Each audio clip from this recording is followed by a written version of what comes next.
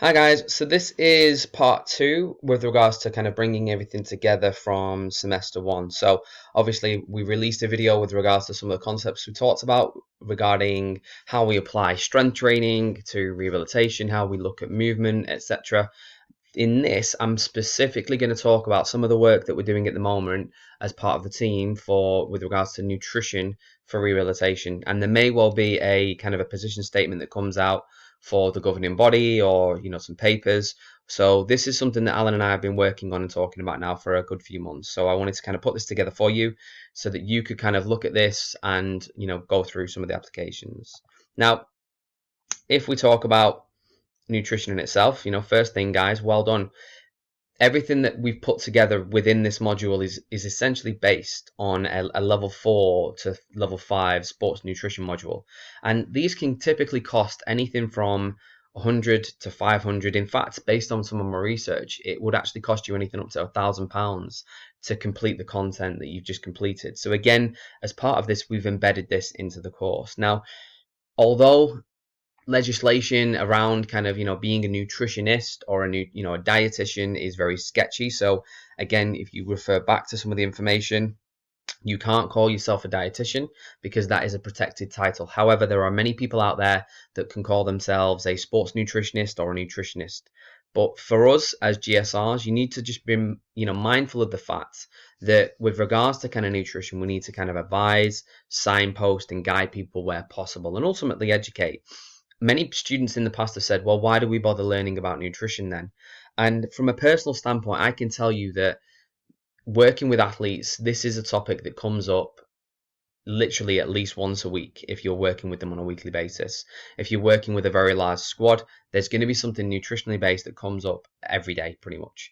And again, with regards to it, in terms of rehabilitation, it's in its infancy. So getting this information now is really, really good. But understand that science is always playing catch up with human innovation and kind of initiatives. So again, with this is some of the latest research, but it's still in its infancy. So please bear that in mind.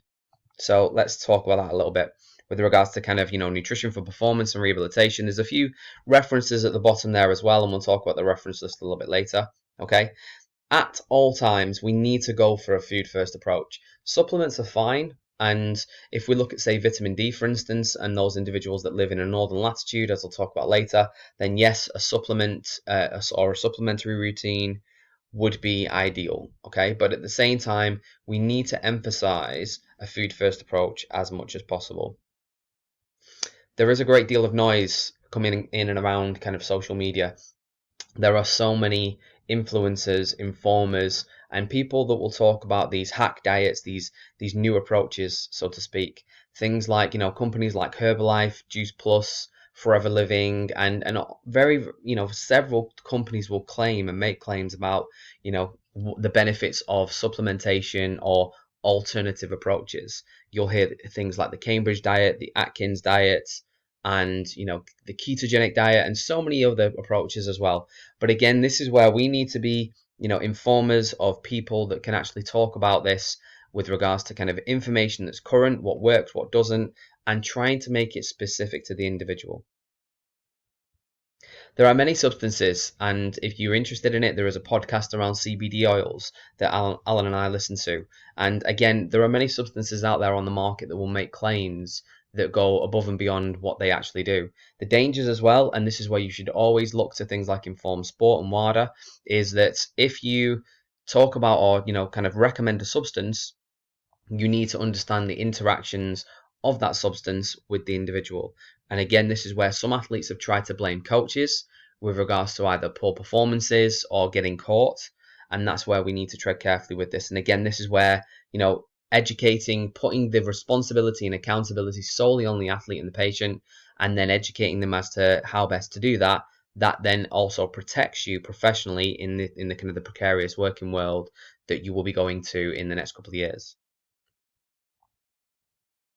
One of the issues that we do have, and again, these next 2 points kind of really emphasize that, is that when we talk about nutrition and caloric intake, caloric usage, reporting and information is really sketchy, and understanding, how much work is done during any kind of, competitive activity. So Yes, there is statistical analysis with regards to distance run, time in sprinting, jumping, etc. But what we're still struggling to understand is the necessary relationship for that individual and their resting metabolic rate versus their working metabolic rate, and then their caloric need, their nutritional preferences based around that. So again, with this in mind, this is where we're just acting as a guide, and it's all about making sure that it's specific to the individual. Again, when we talk about strength, speed, power training, etc., there are people that are going to come with preconceptions and misconceptions. And what we need to do is be able to have a balanced and informed argument and discussion based around this. Interestingly, okay, based on some of these references below, athletes can fluctuate and should fluctuate between 3 to 4% body fat per training cycle. So this isn't a bad thing. People trying to attain 3 to 8% body fat all year round are not being realistic. And again, that's based on their own genetics and epigenetics. So again, if you look at social media, and male body dysmorphia has seen the rise over the last 10 years, but and again, women's body dysmorphia and kind of social pressures has been around and well documented. But for both sets of biological athletes, this is becoming kind of a quite a natural norm now as well, where people are assessing. I actually had a kind of a parent of a 12-year-old football player pull a lad's shirt up and kind of grab his puppy fat, so to speak, and ask me, did I think that was okay or not? This is the world that we now live in. And body shaming, self body shaming is kind of a relative norm. So we need to be able to discuss this in the fact that if someone puts on body mass, it may well be because they need the fuel, okay, to be able to kind of lift and train during certain parts of the season. If you then say go on holiday, you're going to put on a small percentage of body fat based on the fact that the food that you're going to eat is going to be different to your normal training regime. So again, it's about contextual information and appreciating the situation at any one time. Again, understand that depending on the gender, the genetics, the epigenetics, the race, the demographic, etc., the time of year, they're all going to influence the kind of the physiological and anthropomorphical makeup of each individual athlete. We need to be patient. That's probably one of the things that I will say to you now, from now on, right the way through to graduation. Okay, getting ripped in 6 weeks, getting strong in 6 weeks, fast in 6 weeks, they are quick fix hacks where people online on social media try and sell and get you hooked on a particular kind of product. Okay, that's straightforward marketing, so we need to be wary of this. And it's typically more about a long-term profession. Long-term athletic development is something that people talk about but never actually do that well. So again, just understand that there aren't any quick fixes out there. So with regards to injury, interestingly, in the research, it's been shown to have a kind of a calorie demand or a calorie burn, depending on the nature of injury, of anything up to an additional 50%. Okay, so that's an increase. So you're talking, if you're on 3,000 calories and you have a 50% increase, then your caloric need might be as much as 4,500 calories. Now, more often than not, people often equate injury to lack of activity, but understand that, again, if we just take things at face value, we don't look what's happening underneath. So we need to appreciate that, yes, physiologically they're not moving as much, they're not doing anything, and so on and so forth. But at the same time, their body is combating a significant trauma, so to speak. So everything that we do, every biochemical process that we undertake, requires macronutrients and micronutrients. And that's something that we need to bear in mind moving forwards. There are risks of changes in body mass and lean muscle mass, and I'll talk about that a little bit later on. We definitely need to understand the sport, and this is something fundamental for you all to get in your heads. Okay, when we talk about the RDA, so the recommended daily allowance, typically that's not ideal for a sports person. We need to appreciate their body mass, their needs, their activity on a day-to-day basis as well. When we talk about athlete intake, okay, more often than not, because of social pressures, especially during certain times of the season. So I've spent a lot of time in sports like track and field, and I've worked with dancers as well. And more often than not, athletes will limit their caloric intake and their nutritional intake by anything up to 15%, because of what they see as normal, as what their next door neighbor's doing. Or I've actually had an athlete who went to the barbers and their barber was talking about going vegan, and if he's not going vegan, he's an idiot. And this is an international athlete just going to get his hair cut. So again, the dangers of everybody being an expert will put pressure on them to potentially lead to kind of limiting their daily intake. If we look at needs analysis and we talk about footballers, we need to go into position specific information, because again, goalkeepers, for instance, may only burn something like 600 to 700 kilocalories per day, because a great deal of what they do doesn't involve covering 10 to 12 kilometers during a match. But they have to be explosive, they have to be agile. So again, their needs may well be different to someone that plays central midfield or out on the wing. If we look at things like sprint distances, the amount of sprints, the intensity of running, change of direction, and so forth, over the kind of 6 or 7 years from 2006 to 2013, and even if we probably look now from 2013 onwards, there are significant increases in the amount of explosive activities, the kind of the baseline activities being done by professional footballers. Interestingly, initial research has shown that although females cover a similar distance, it may well be at lower intensity in terms of speeds and heights for jumps as well. So we need to bear in mind that there are going to be differences, but the other thing to bear in mind is that the research into female performance data is still in its infancy. The professional game with regards to, say, women's football in the United Kingdom is still in its infancy. Other sports, such as basketball, you may well have to look to the women's NBA, for instance, for more accurate measures as to, understanding the sport and their needs associated with that. As you can see from the last point as well, when we talk about consensus on good practice, okay, then there are issues over things like data collection, the demographic assessed, and even certain things such as confirmation bias, and especially, as I just mentioned, looking at female footballers.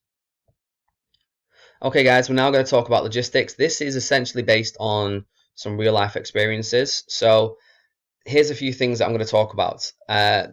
More often than not in sport, you're going to get the perception that, size is either a good or a bad thing. So some sports are going to talk about, body weight and perceptions of, male and female athletes and how they should look, so to speak. And at the same time, you're going to look at, say, certain sports, whether it's basketball, football, rugby, where they're actually going to recruit, larger frames with the hope that that individual grows into that frame. And this doesn't just apply to nutrition, it applies to psychology, to S&C, to rehabilitation, in that if we simplify things like that, that can be an issue in itself. And that's where it leads to the kind of the second point here, which is there are potential pressures to utilize performance enhancing drugs or performance enhancing substances to gain an edge, to either lose weight, to refine a particular activity, so to speak. So again, just bear that in mind, and be at the forefront of education with this. Be the person that has an open door policy, that can always educate, and you don't have to always bang your drum and stand and go toe to toe. It may well be that you send out an infographic or a PDF to players or athletes that you work with. It might be a newsletter, it might be posters in the changing room, so to speak. Look at ways and means to educate your athletes for the betterment of what they need to do. If you look at travel, for instance, there are famous cases like Usain Bolt, and he talks about the fact that he had chicken nuggets the kind of the night before the Olympic final. We need to understand though that, again, with this, it's all athlete specific. So if you're working with someone and for whatever reason they say don't eat pork, and then you go like we did last year, we traveled to Italy, and the kind of the staple meat in some of the pasta dishes was pork.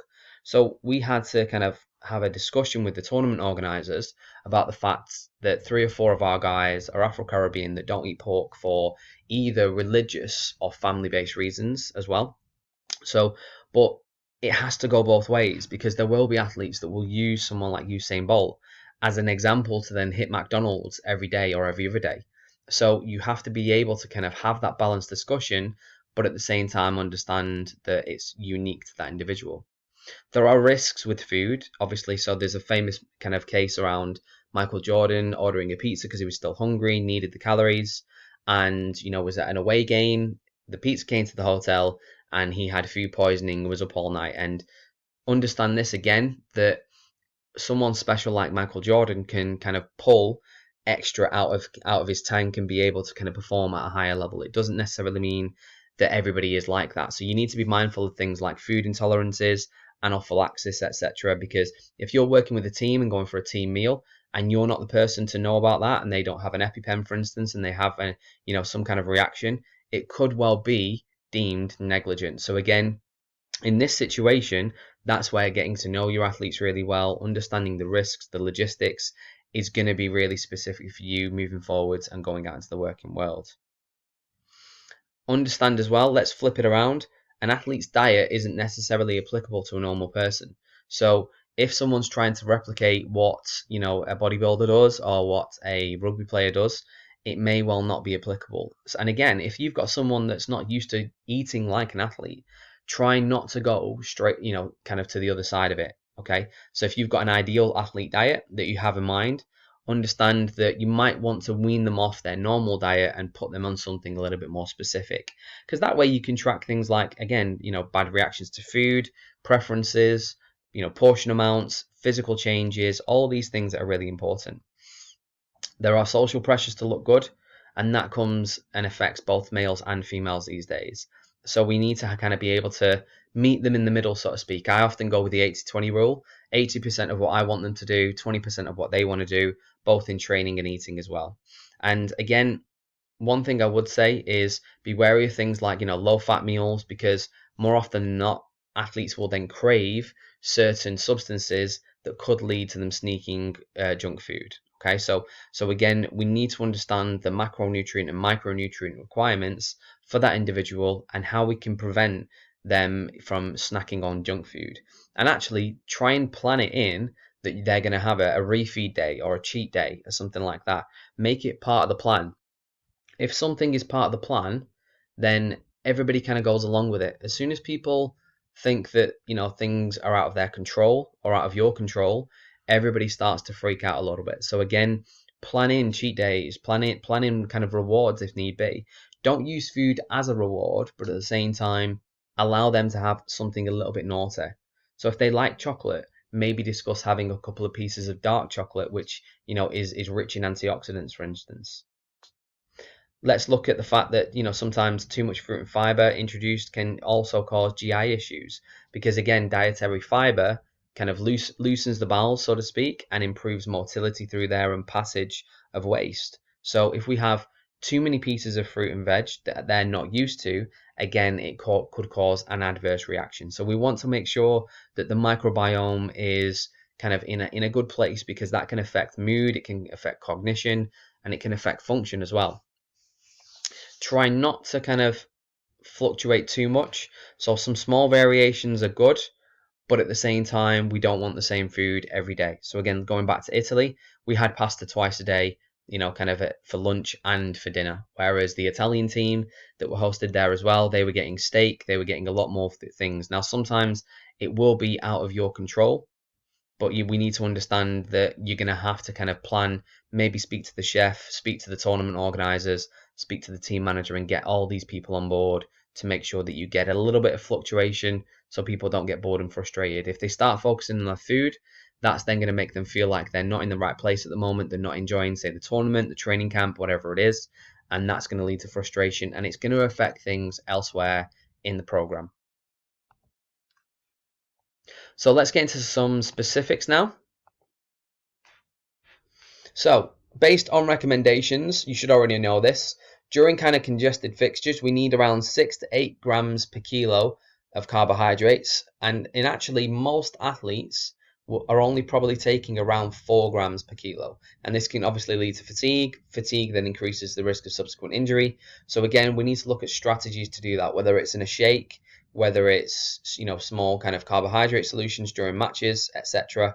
We need to look at ways and means that we can actually get carbohydrate into the system if they require it. Remember, guys, carbs aren't the enemy. It is fuel. Yes, there are people that are being very successful and have kind of transitioned into burning more fat because they tend to have a lower carbohydrate diet compared to a higher fat diet.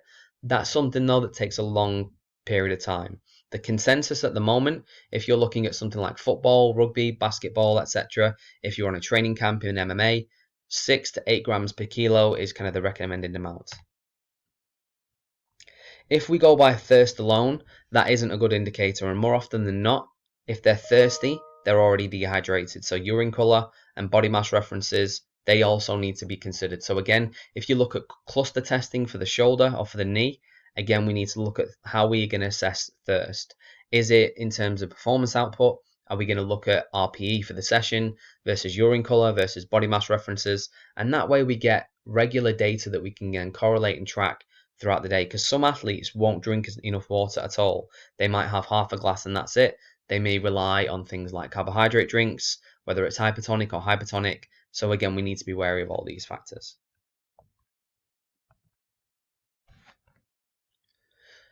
There is some research to show that with regards to kind of protein post-match and muscle soreness, the effects are negligible at best.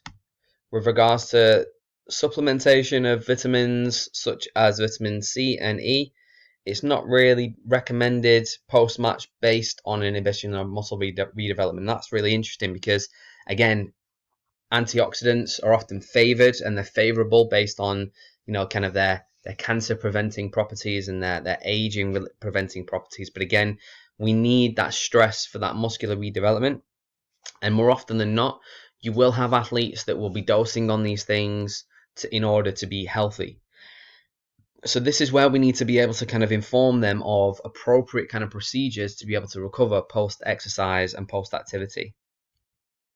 We need to consider things during the training day because, again, the data is quite limited in terms of what is known with regards to intensity and versus games. And again, does this vary throughout the week? If they get a rest day on the Monday because they played on the Sunday and they play again on the Thursday, what's the intensity like for the 4 days? What's their dietary intake like on match day compared to post match day compared to a non-training day? So again, if we talk about this with regards to, say, periodization, which we will talk about later in the module, that's where we need to get into kind of the nitty-gritty of day-to-day nutritional approaches. One of the key amino acids associated with muscular remodeling is leucine. And again, this is kind of a pre-sleep protein that could offset any potential deficiencies with regards to kind of, taking it in with regards to, say, whether it's a whey protein or ideally a casein-based protein. Leucine, again, it's going to kind of initiate that muscle protein synthesis kind of system. So it's one of the things that we need to kind of be mindful of. Again, with regards to if someone's, say, vegan, it may well be that they're potentially deficient in something like this. So we need to ensure that they're getting all their amino acids in from optimal sources within their diet. There are no real recommendations with regards to kind of, low carb, high fat diets, with regards to, anything like economy of movement and, in relation to the increased oxygen and energy costs. Even when a muscle can use fat at 75%, there's no real correlation with regards to kind of performance output.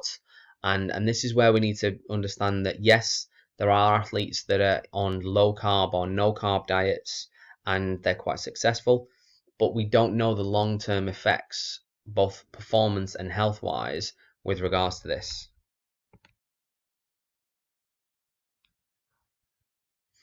In terms of illness, because again, it's not just about injury. Remember, athletes will lose at least 7 to 10 days to illness at least once in the training cycle, and things like low energy and deficiencies in proteins and other micronutrients are linked to this. So again, cardiorespiratory infections during, say, winter seasons is going to be really important moving forwards.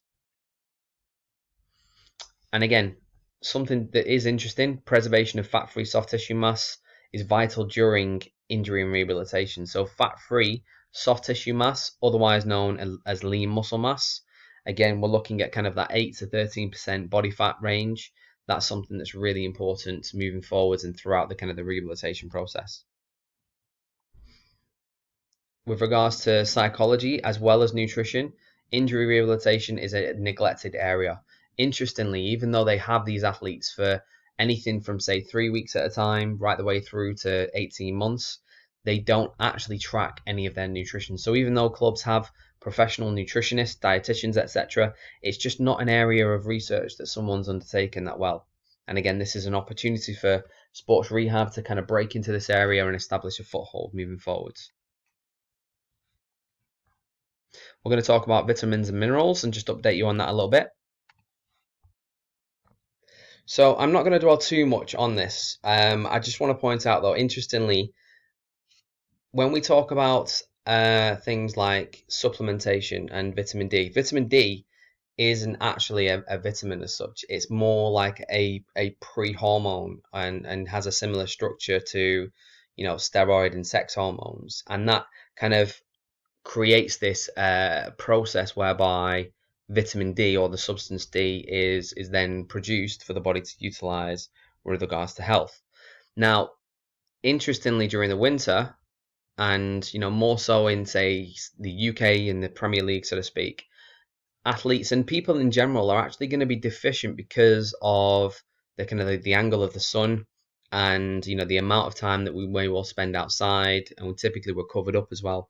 So actually there is a high propensity for vitamin D deficiency, and vitamin D has been associated with many kind of biochemical processes, and obviously those then increase the risk of injury if we are deficient in them. So if we're going to talk about supplementation, it's been recommended at 50 UG, or 2000 international units of vitamin D. Now, interestingly enough, um, most supplements actually only offer anything up to 1,000 international units. So actually, it may well be beneficial to double dose once per day. There are some studies that's been discussed talking about just taking a kind of a maximal dose of, say, 10,000 once per week. And then there are some also talking about doing it on a monthly basis. But again, if you're just talking of a general number, again, when we're talking about, kind of COVID and upper respiratory tract infections, etc., vitamin D is a key component in kind of fighting off illness as well as injury, and helping with kind of human function and performance. So this kind of 2000 is an ideal benchmark for that. If we talk about others as well, then obviously one of the kind of the common ones is iron deficiency. That's obviously an increased risk in females during menstruation. So again, that can affect aerobic capacity and then subsequent kind of physical performance, anything up to around that kind of 35%. And that's quite significant when you think about it. When we're talking about being able to kind of, complete distances of, say, 10 kilometers, if we're affected by up to kind of 30%, then it may well mean that we're not able to cover the same amount of distance. So it's something just to bear in mind.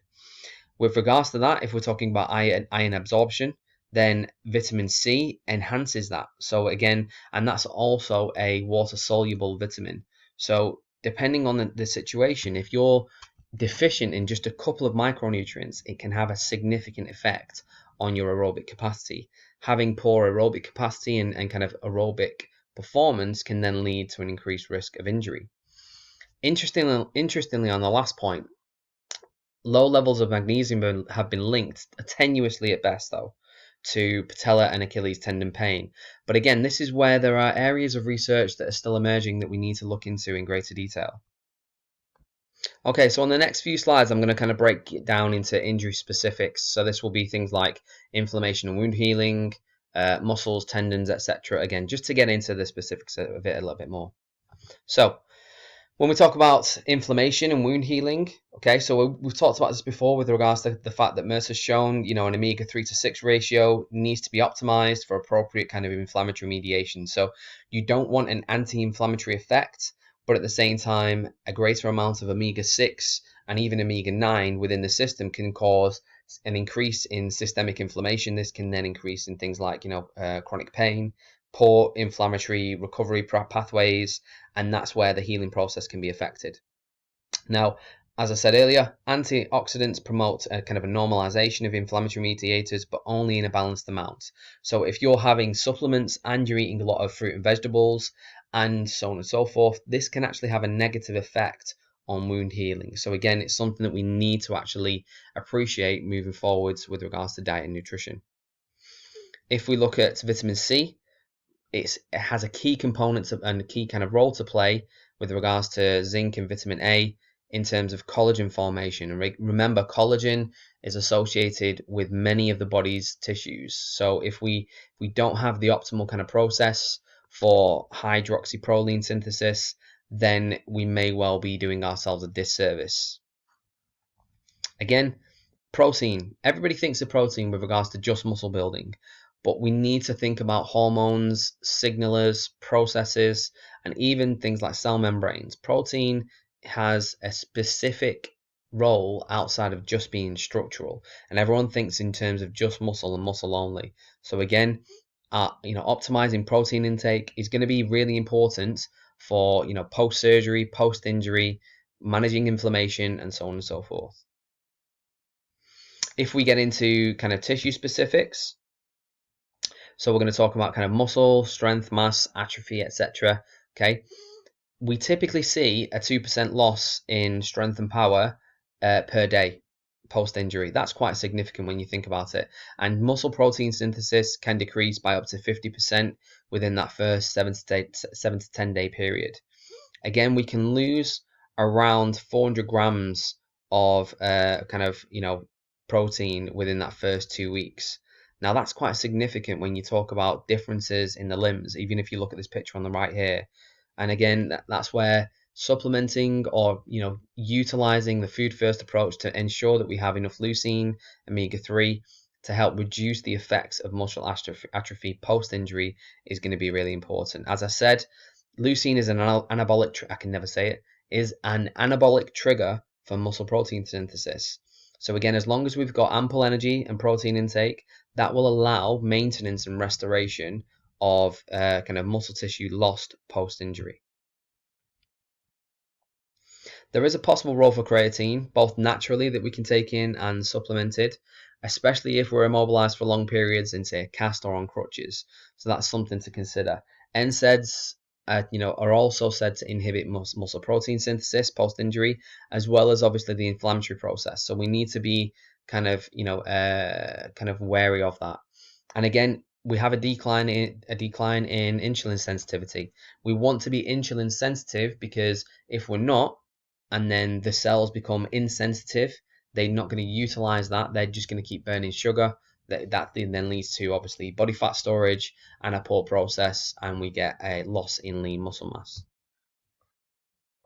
So let's talk about tendons, ligaments, and joints, etc., and bone tissue. Interestingly, in the US alone, tendon injuries are costing the US economy around 200 billion in surgeries, treatments, physical therapy, athletic training, and management, as well as pharmacotherapy. That's a huge number just in the US alone. Understand that in terms of kind of traits and paths and kind of the trends, we tend to follow the US on a much smaller scale. So even if that is 10% of that, that's still 20 billion per year, and that could be across professional sport, the military, and the NHS. So again, tendon injuries are an opportunity for nutritional, psychological, and sports rehabilitative approaches to work together rather than separately, which is more often the case. If we look at vitamin C, as I said, it promotes collagen and proteoglycan growth in ligament and articular cartilage, and enzyme synthesis of collagen proteins and proteoglycans in tendon. So again, something like vitamin C has a significant role to play. Okay, and even things like vitamin C enriched gelatin has been shown to help support tendon repair in some cases as well by Collins et al. In 2020. Interestingly, whey protein has also helped increase tendon cross-sectional area. And then you've got micronutrients such as copper, zinc, manganese, and other vitamins such as vitamin D, even though it's not a vitamin, I said that before, and many trace elements. They also have a key role to play in collagen metabolism and obviously the kind of anabolic and catabolic effects of kind of redevelopment of collagen from the kind of the weaker type fibers that we tend to lay down first into the much stronger fibers moving forwards. When we consider things like bone, obviously calcium and phosphorus are key in terms of that kind of bone demineralization within the first week or two of deloading during injury, so to speak. And again, if you consider, say, a vegan athlete, there has been research to show that they are up to 40% more likely to incur a fracture or a secondary fracture based on their nutritional strategy. So again, that's something to bear in mind because calcium, and more importantly, phosphorus tends to be attainable from meat sources. So we need to look at non-meat options for vegans and vegetarians.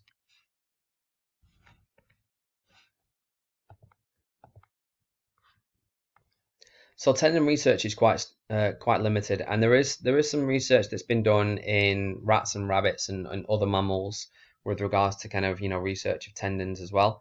However, there are kind of three kind of outserts here of other studies that have actually looked at this. So there was a study done with 90 patients that had rotator cuff surgery, and they reported kind of the use of this multifaceted tenosan supplement, and this had arginine and other substances such as hydrolyzed collagen, vitamin C, and bromelain, and they took that daily, and this was associated with better repair integrity at the kind of the final follow-up. Now, we need to understand that the final follow-up typically might involve just a scan and possibly some form of functional assessment. But again, if it is just the surgeon doing a bit of a quick wiggle, a bit of a feel, and then a scan, we need to take some of that with a pinch of salt. But again, it shows that there's an opportunity here to have a positive effect based on both supplementation and ideally a food first approach to dietary approaches and rehabilitation. The second outsert discusses patients with insertional Achilles tendinopathy, where 32 patients were treated with tenosan and 32 with a placebo. The patients that underwent 3 courses of shockwave therapy, and after 6 months, pain was significantly reduced and patient satisfaction was increased in the tenosan group compared to the placebo group. So that's quite interesting in itself, again. And lastly, if we look at cyanidine, and this is a colored pigment found in fruits such as and vegetables such as red cabbage, cherries and berries, service berries, red and black grapes, etc. Blueberries, obviously, and this was found to inhibit the kind of the autophagic cell death associated with certain kind of tendon disrepairs and degenerative tendon conditions. So again, the research is still early, but there are opportunity there to have a look at this and actually have a positive effect. So if you've got someone that is, for whatever reason, limiting their diet, they may be worried about putting on weight, for instance, they may become micronutrient deficient. They're at risk of injury, but they're also at risk of prolonged or sustained rehabilitation or recovery from injury. When we look at actual rehabilitation now, so obviously carbohydrates have been looked at, and they're probably the easiest one out of the macronutrients to kind of summate. Again, there are tenuous links to a decreased kind of catabolic stress when some patients had a pre-surgical kind of carbohydrate shake.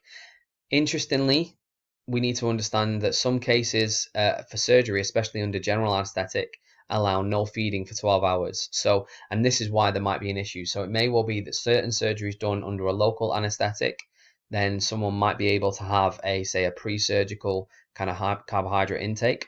It may well be though that we could look at something like say carb loading, whereby 2 or 3 days prior to the surgery they have meals consisting of a higher carbohydrate intake, and then when they go into their 12-hour fast, their glycogen levels and their glycogen stores are at maximum capacity, and that puts them in a good stead as well. So again, this is all circumstantial, it's theoretical, it's something that needs looking at in the research in greater depth.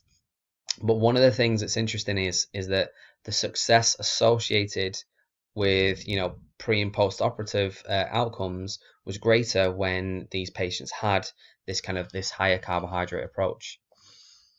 More often than not, because of the kind of the associated inflammatory issues of simple sugars, complex carbohydrates are seen to be beneficial because obviously they're a greater source of fiber for gut health, and also greater sources of minerals such as A, C, D, and E, as well as an energy source as well. Interestingly, some of the papers looked at, especially this Smith, Ryan et al. 2020, actually said up to 100% more calories needed post-surgery, so to prevent catabolic effects. So this could be, say, ACL, spinal surgery, hip replacement, etc. So again, if you've got someone that is typically taking 1,700 calories per day, it may well be that they need anything up to 32 or 3,500 calories per day. This will be quite challenging though if you've got someone that's say geriatric that doesn't eat a lot and it may well be that you need to look at, say, a shake or some kind of strategy to increase their caloric intake to then decrease the catabolic effects of muscular atrophy. Protein and fats, again, this is a lot smaller, but protein has been the one that's been kind of prioritized alongside carbohydrates. So, but a greater amount of kind of protein and fats versus carbohydrate content is preferred during injury recovery, and this has been shown to maintain lean muscle mass and save energy requirements, and that's quite interesting in itself.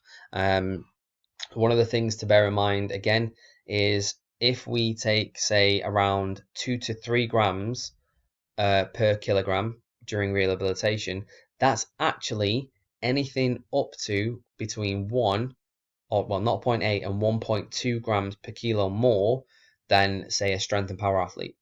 That's quite significant. So again, their protein needs are going to be 80% over their baseline, which makes sense when we look at how many kilocalories they're going to need over their baseline anyway. Now, obviously, as I said, animal proteins have a higher leucine content, so this can be a limiting factor in terms of injury recovery for, say, a vegan athlete, but it just means that we need to look at leucine opportunities outside of meat sources.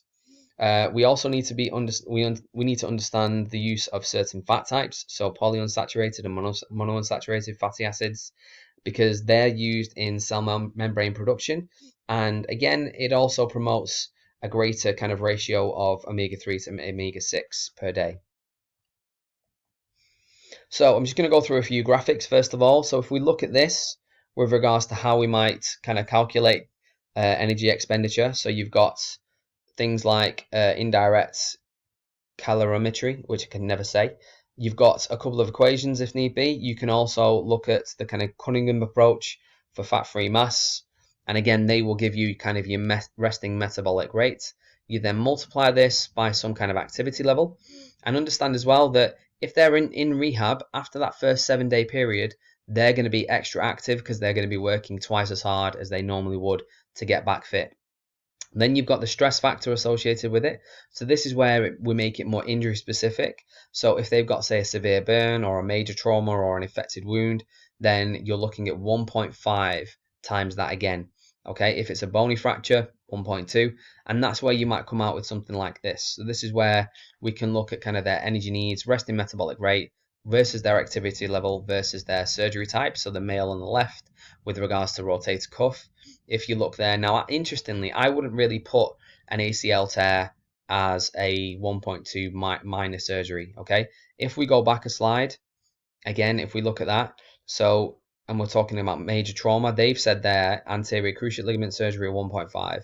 So there's a little bit of a mistake here because these two infographics have been taken from the same paper. But again, it's all based on preference and need. But as you can see, a typical female athlete might need a little bit more, so their resting metabolic rate might be around 1500, but this is saying for them to take around 2100 kilocalories.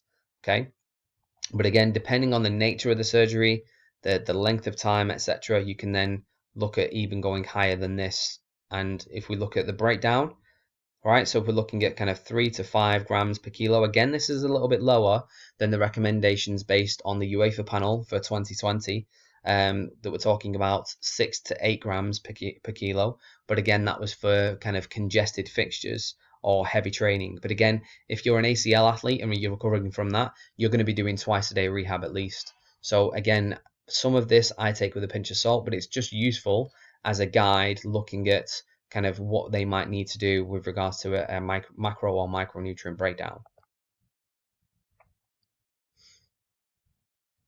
This is a really good kind of infographic example of what they might be doing kind of pre and post rehab, and at the same time, you know, the kind of the substances that they might want to look in. So if you've got there 3 to 4 hours before the meal, then you've got kind of grilled chicken with rice, broccoli, an apple, and peanut, and a tablespoon of peanut butter, and that apple is probably sliced and it can be dipped in that.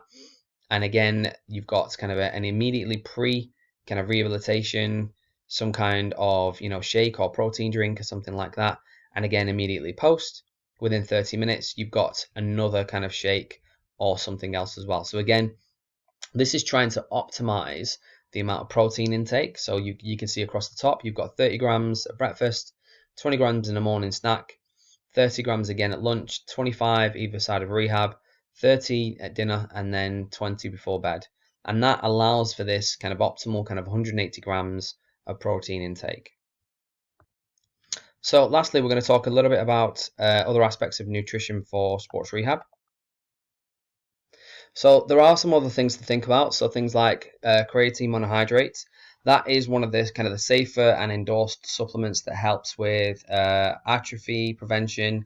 So obviously muscular hypertrophy, and at the same time, kind of general health, performance outcomes associated not just with strength and power sports, but overall kind of physical performance. Probiotics have also been discussed, in terms of things like fermented foods, yogurts, etc., promoting gut health and preventing post-operative infections.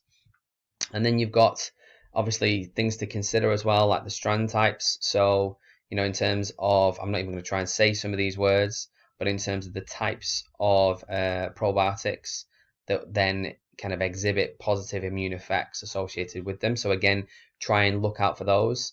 The Bacillus coagulans type of probiotic has also been shown to improve protein absorption. As I've said, vitamins A, C, and E are key for kind of immunonutrition. And again, vitamin E has also been kind of tenuously associated with decreased wound healing times. There is a last little bit of research here with regards to concussion as well, and this is really novel. There are some other bits of research with regards to things like mental health, depression and motivation and cognition. But again, moving into third year, it's just something to consider. There is nothing definitive, but it's something just to consider. It's omega-3 has been shown to help prevent cell death and inflammation.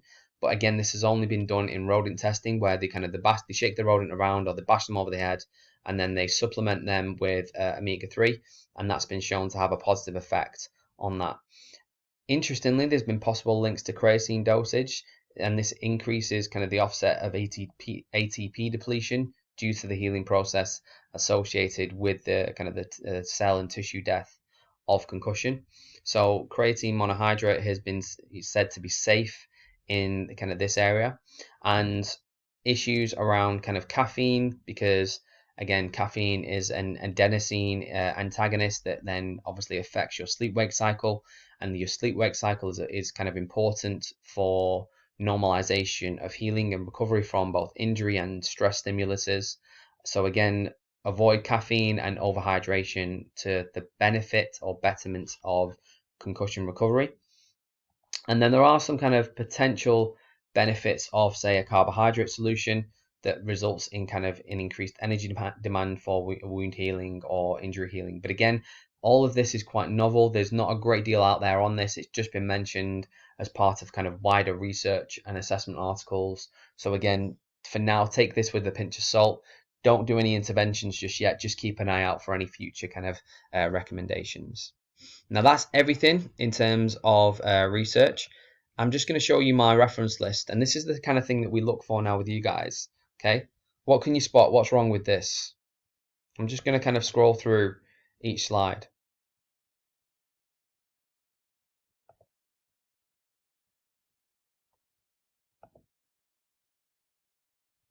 Now, the main thing for this, if you've not already noticed, is it's not in alphabetical order. So now, with something like this, it's not necessarily important as such because all the references are here. But if you're being marked on something or assessed, or you're submitting a journal, then or you're doing a kind of a talk internationally, you need to understand you need your reference list in alphabetical order. It needs to be in the right kind of referencing style as well, so that you don't make any mistakes. It's just part of the academic process, and it's something that you need to bear in mind. Now, guys, that's the nutrition talk for sports rehabilitation. There's going to be a further talk later on that I'll release, but just keep an eye out for that message and we'll go from there. Thank you, guys.